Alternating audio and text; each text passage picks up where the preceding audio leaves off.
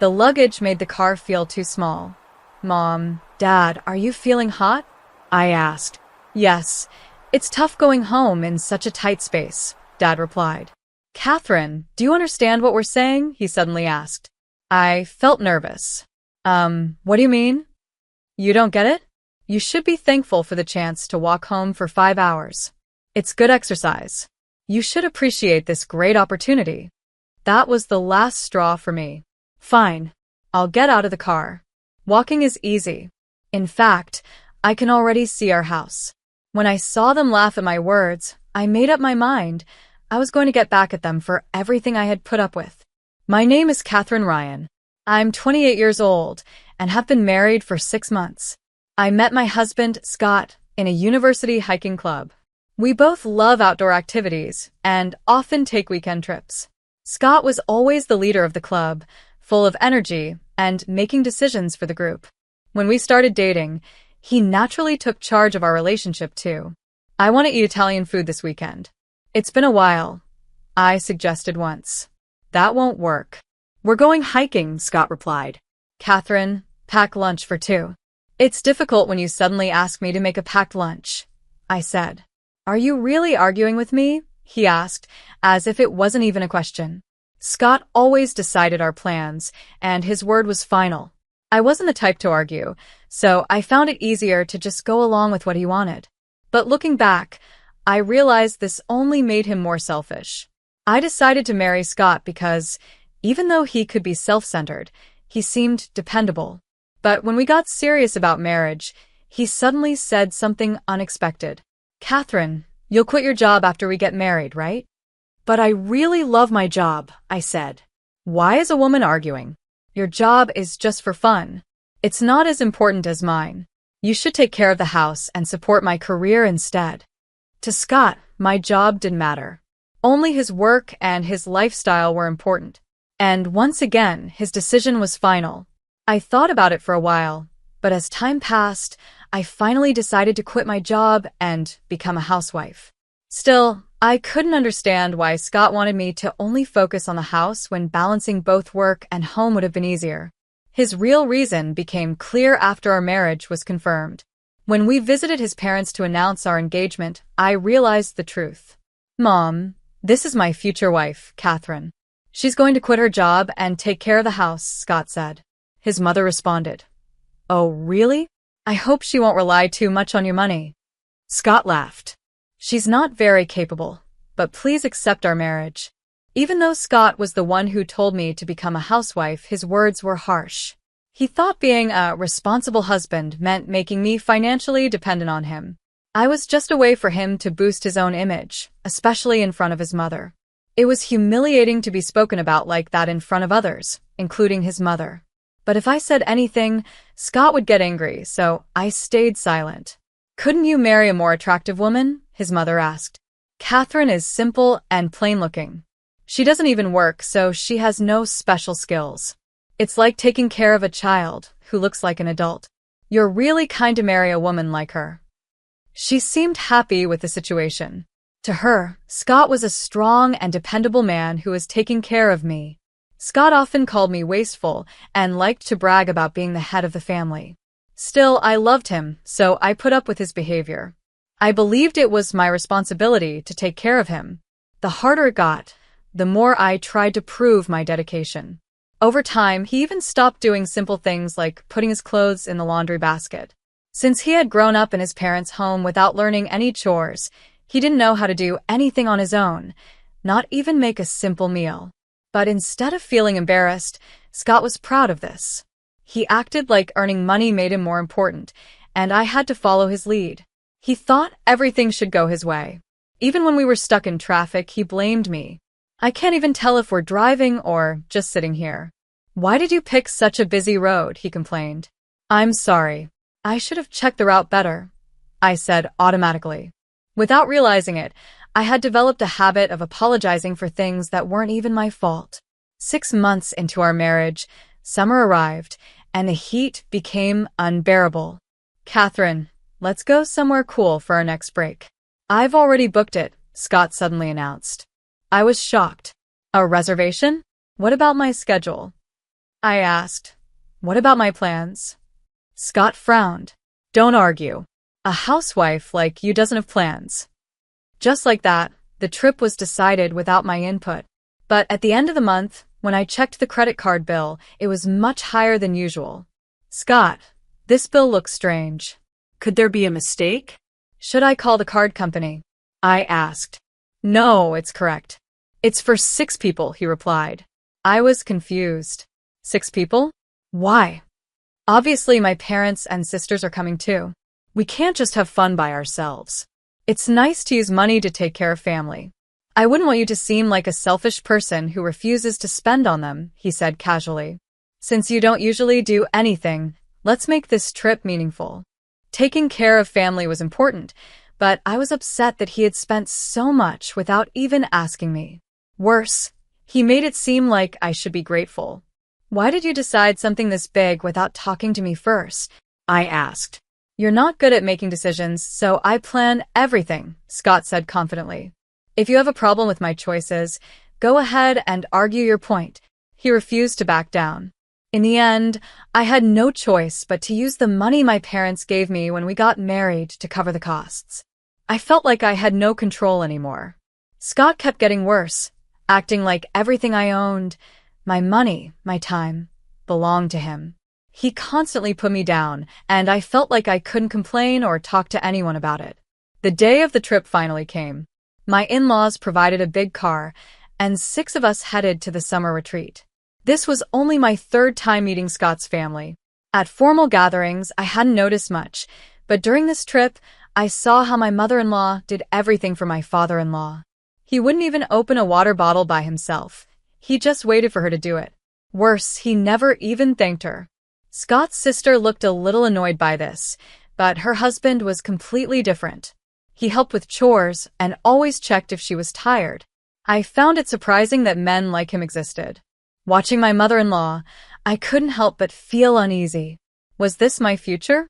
She seemed happy to serve her husband, but she expected me, as her daughter-in-law, to do the same. She treated my father-in-law with care, but with me, she was strict.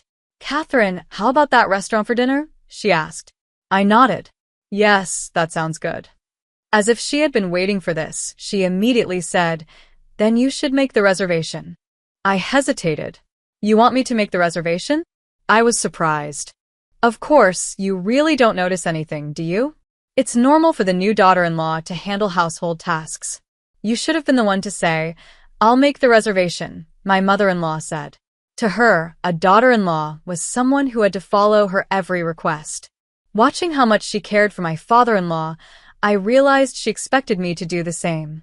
Taking care of my in-laws was now added to my responsibilities, making things even harder for me. Like with Scott, there was constant, silent pressure, and I wasn't allowed to say no. The only person who supported me was my sister-in-law, Cynthia. She was older than Scott and very efficient in handling her tasks.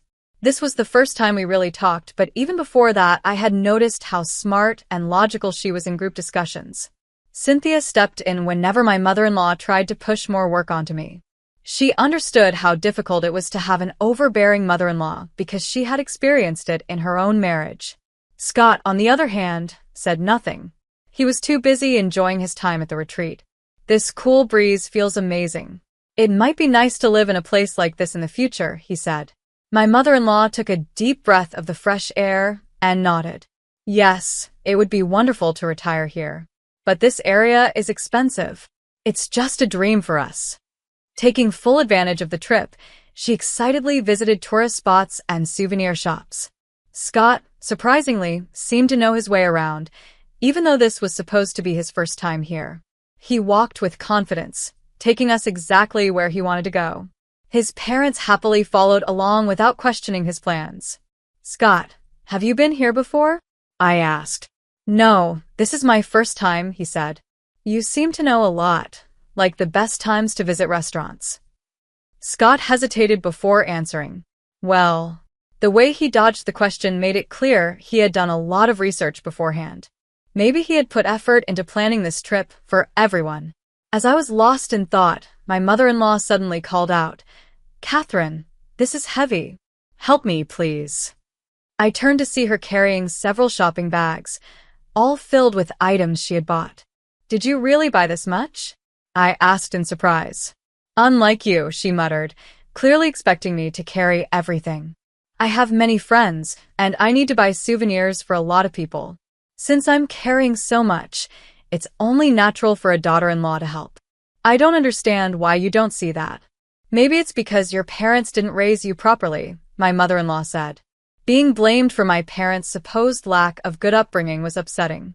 But my mother-in-law often said things like this. She was proud of how she had raised Scott and believed she had done a perfect job. Her attitude annoyed me, but I held back my anger and silently did as she asked. Cynthia, however, wasn't so patient. She frowned. "Mom, how can you say such awful things?" she said. Then she turned to me. "Catherine, I'm sorry. I'll carry them with you. Just think of it as helping the elderly." "The elderly?" my mother-in-law snapped. "Why would you say that about your own parents? I can't stay quiet when you act like this. If you don't want to hear it, then stop relying on us for everything," Cynthia shot back. I felt overwhelmed. Taking care of Scott was already stressful, but now I had to take care of my in-laws too. Still, with Cynthia's support and the excitement of being in a new place, I reminded myself why I had once fallen in love with Scott. Back when we were dating, his leadership had seemed dependable, especially in situations like this. By the time we were ready to go home, the car was completely packed, mostly with the things my mother-in-law had bought. She didn't just get souvenirs, she also stocked up on household items, saying, "Everything is so cheap here." The luggage made the car feel small and cramped. "Mom, Dad, are you feeling hot?" I asked. "Yes, it's uncomfortable traveling back like this," Dad replied. Then, suddenly, Scott looked at me and said, "Catherine, do you understand what we're trying to say?" I was confused. What do you mean?" "You don't get it? You should walk home. It's only 5 hours. What? Walking home is impossible. Our house is far away, and you can't get there without using the highway," I protested. Normally, we would send the luggage by courier, but my in-laws hesitated. They didn't want to spend money on shipping. Using a courier is a waste of money, don't you think? It defeats the whole purpose of coming by car, my mother-in-law said. Besides, making you walk is free. It's good for your health. You should be thankful for such an opportunity. Most of the time, I was told not to argue back. But this time, I couldn't help myself. When I objected, Scott and his mother frowned. "What do you think is more important, your body or all these souvenirs?" Scott asked. "You love hiking, so walking should be easy for you. It's a great chance to enjoy nature on the way back." That was it. I had reached my breaking point. I had put up with so much, but there were limits. It seemed like Scott and his mother didn't understand boundaries. They thought they could say anything to me without consequences. "All right then, I'll get out of the car. Walking is easy for me. In fact, I can already see my house," I said calmly. Scott and his mother burst into laughter. "What are you talking about? You're not making any sense. Have you lost your mind?" his mother scoffed. I smiled and replied, "Actually, there's a private resort community nearby, and one of the villas there belongs to me. I'll be there soon, so I don't need to go back to our house. I'm perfectly happy staying here. My butler will be arriving shortly to pick me up." Scott and his mother looked stunned. What I said was completely true. My father owned a business, and our family was financially comfortable. Recently, my parents had bought a vacation home in this area, planning to live here in the future. This place was popular among people moving away from the city. My parents had given me permission to use the villa as long as I took care of it during the off-season. I never told Scott about this, but just before leaving for this trip, I had shared everything with my parents. They were shocked and furious. They assured me they would support me fully, no matter what I decided. After thinking it over, I made up my mind I was going to move into the vacation home. I looked at Scott and said, "I feel like I've grown stronger because of you. So, thank you. You gave me so many orders and acted so selfishly, but maybe I was never the right wife for you. Perhaps you'd be happier with someone you truly love." Scott's mother's face darkened. What do you mean by someone you love? She asked suspiciously. The truth was, I had been secretly looking into Scott's actions for a while. I had suspected he was cheating soon after our marriage. Scott started taking frequent business trips, but something felt off. The locations he mentioned didn't match his company's usual destinations. I decided to check. When I called his workplace, I found out that these trips never actually existed. In reality, Scott was visiting a woman who lived in this area, pretending it was for work. Not long ago, I even found a receipt from a store in this town in his pocket. That's when I discovered the woman's name, Shirley. She went to the same school as us, didn't she, Scott? Scott's face turned pale. He looked completely shocked. He must have thought he had everything under control. But he was wrong. His plan was too simple, and he never realized I had been paying attention all along. I had always taken care of all the household chores and knew every detail of my husband's daily life. You knew about this too? How did I not realize you were aware? Scott asked, shocked. It was Cynthia, who couldn't stay silent anymore. She found his actions unforgivable and scolded him harshly. Scott, what is this? Cheating is not acceptable, she said angrily. Even his mother, who usually took his side, looked at him with a serious expression this time. I found out that Scott was spending time with this woman in his free time. They went shopping together and had tea in this neighborhood, I said. Here are the photos as proof. I had secretly followed Scott, using my limited free time to gather evidence. If my suspicions were right, he would have left behind clues. His mother also looked at the photos on my phone. Once she saw them, any doubts, she had disappeared. Scott, explain yourself, she demanded. Under pressure from Cynthia's anger and his mother's stern look, Scott had no choice but to confess. He tried to stay calm as he spoke. All right, I'll tell the truth. Just before our marriage, I found out through social media that an old classmate of mine lives in this area. She moved here for work. Back in school, I secretly liked her. When we started talking again, we got closer and closer, he admitted. He paused for a moment. Everyone held their breath, waiting for what he would say next. But his next words were completely unexpected. But we're not in a relationship yet. We're just at a stage where we're very close to crossing that line. It's because this moment is so important that I've been coming here so often, he continued. I've already decided that I want to start a new life with her as my girlfriend in the future. His confession made my discomfort even worse. Scott wasn't just fooling around. He was seriously trying to win Shirley over.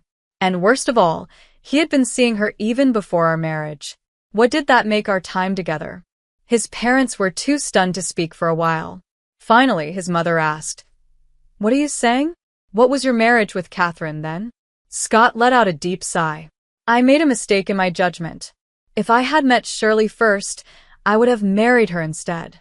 My relationship with Catherine just happened by chance, and that led to our marriage. I tell myself I was just unlucky. So that was it. Our marriage had never been what he truly wanted. Scott had been treating me harshly on purpose, hoping I would be the one to ask for a divorce.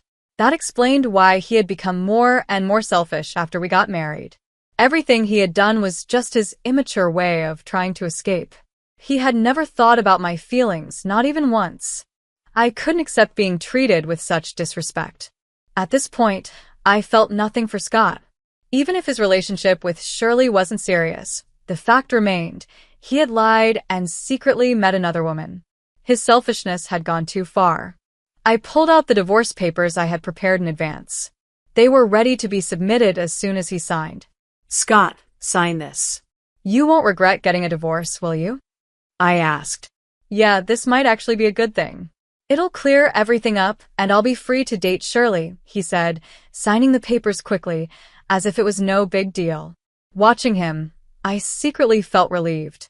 I carefully put the documents in my bag, then looked at him and said, Actually, Scott, I found Shirley's posts on social media and contacted her. His expression changed slightly. When I told her we were married, she was shocked. Shirley is actually a close friend of mine. At first, I was worried she might be stealing my husband, but it turns out she already has someone else. She's not interested in you at all. Scott's face froze. To prove it, Shirley even admitted that you had been visiting her, pretending it was for something else. But she never saw you as anything more than a friend. I smiled slightly before delivering the final blow. She's getting married this fall. Scott's face turned pale, so pale that even the people around us could see something was wrong. You're lying. You're just trying to trick me, he stammered. No, Scott. No matter what you say, the truth won't change. I held up my phone and showed him a message from Shirley. It clearly said that she only saw Scott as a good friend.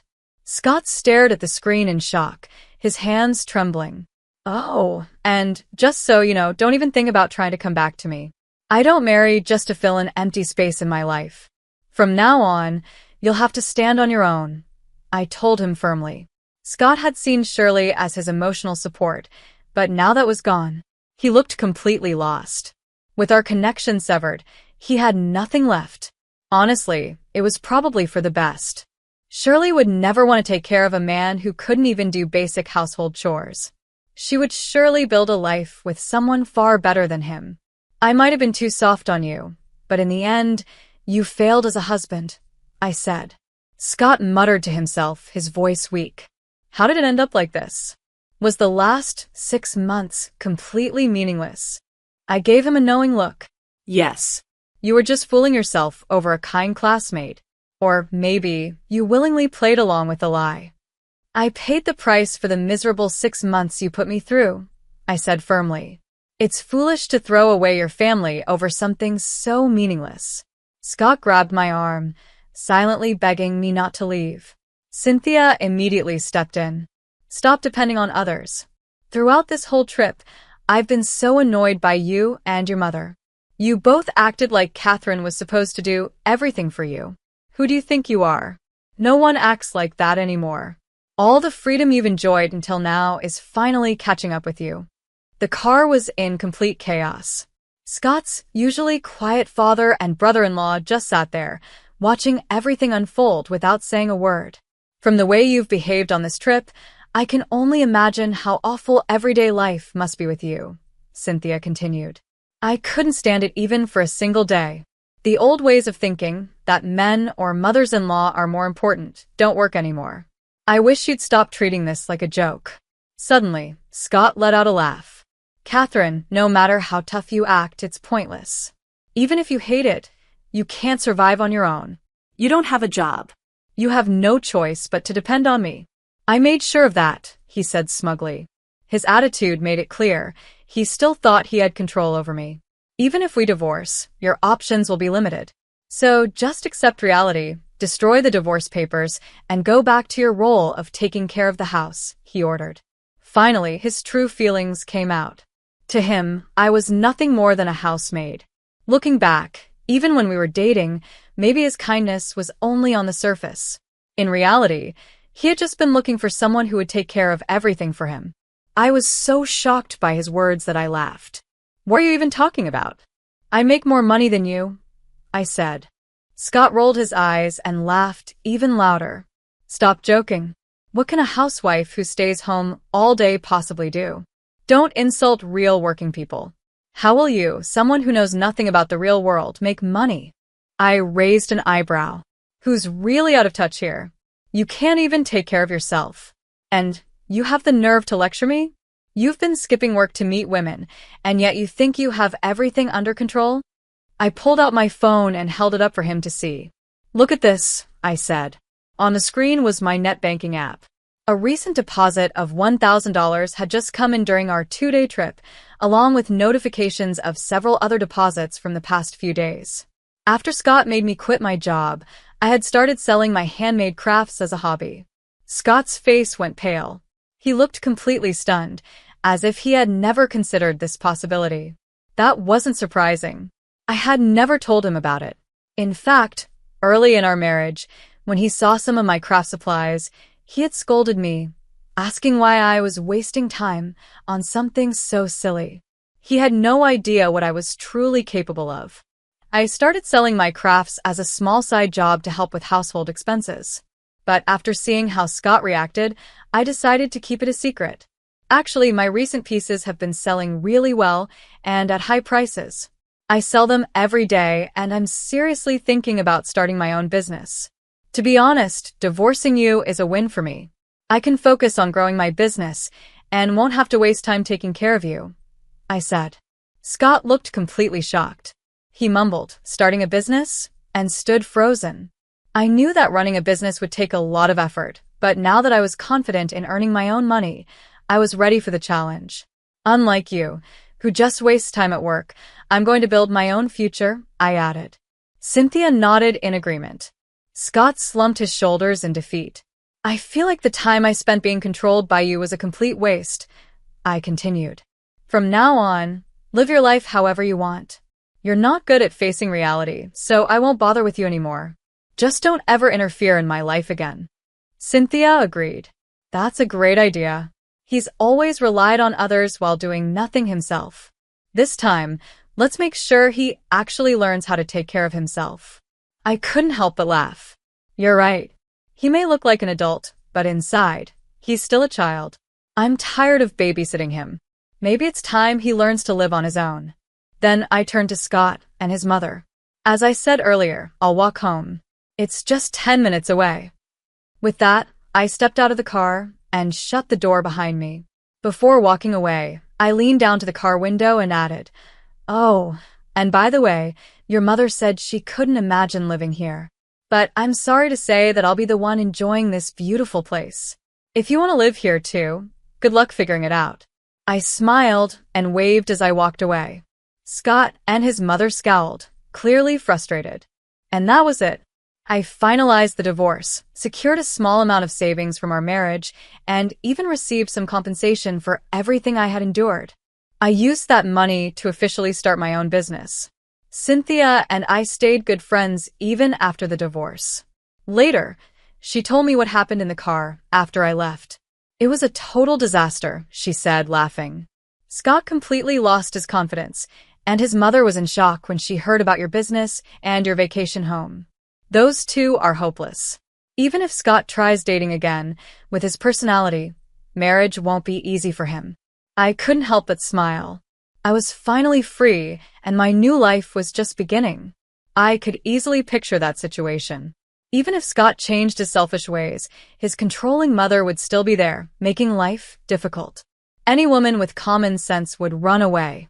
According to Cynthia, Scott had completely lost his confidence and was now too afraid to even talk to women. He was living alone, but it wasn't easy for him. He struggled with simple daily tasks. His father refused to help him, saying his selfish behavior had finally caught up with him. Cynthia found the whole thing amusing and said Scott would have a tough life from now on. She had also distanced herself from her mother, which had made her life much less stressful. Today, Cynthia visited my home. She looked around and smiled. "This is such a beautiful and stylish house, Catherine. It's wonderful. Thanks to you, I'm doing well, Cynthia." "Thank you for coming all this way," I replied. Cynthia smiled warmly and waved her hand. "It's no problem. Coming here is a nice break for me, and the weather is great. I was really looking forward to spending time with you. It feels like I've gained a new sister." Her kind words touched my heart. After everything I had been through, it was comforting to have someone like her in my life. It felt like we had formed a special bond. Free from toxic family ties, we were building a supportive friendship. "Hey, Cynthia, this is for you," I said, handing her a piece of jewelry I had designed just for her. Cynthia's eyes lit up as she took it. "Wow, this is beautiful. Did you make this yourself, Catherine? You're really talented." "I want to wear it right now," she said excitedly, putting it on immediately. Seeing her so happy made me feel just as joyful. Even though my marriage to Scott had been a mistake, meeting Cynthia had been a blessing. Not everything from that time had been meaningless. Now, in this peaceful neighborhood, I was ready to truly enjoy my life, on my own terms.